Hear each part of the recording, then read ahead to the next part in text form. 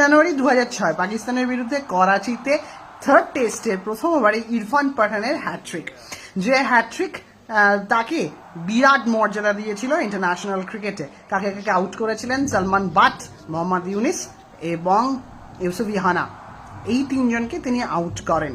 একটা দুরন্ত first over, যে ফার্স্ট ওভারটা এখনো পর্যন্ত টেস্টের ইতিহাসে অন্যতম সেরা ফার্স্ট ওভার। হ্যাট্রিক পাকিস্তানের এগেনস্টে করাচিতে, তাদেরই ঘরের মাঠে। এই ওভারটা বারবার দেখতে ইচ্ছে করে, এত অসাধারণ বল করেছিলেন ইরফান পাঠান। টপ অর্ডারকে ধূলিসাৎ করে দেন একেবারে ফার্স্ট ওভারে। যেমন সুইং, পাকিস্তানের ম্যাক্সিমাম পিচ খুব পাটা হয়, সেই পাটা পিচেও প্রথম দিকে এইরকম অসাধারণ বোলিং করা এবং পরপর তিনটে বড় বড় উইকেট তুলে নেওয়া যে কোনো বোলারের কাছে বিরাট বড় অ্যাচিভমেন্ট, এবং ইরফান পাঠান সেটা অবলীলায় করে দেখিয়েছিলেন। তিনটে উইকেট, মোহাম্মদ ইউনিস, ইউসুফ ইহানা আর সালমান বাট, এই তিনজনের আউট অসাধারণ, বারবার দেখতে ইচ্ছে করে।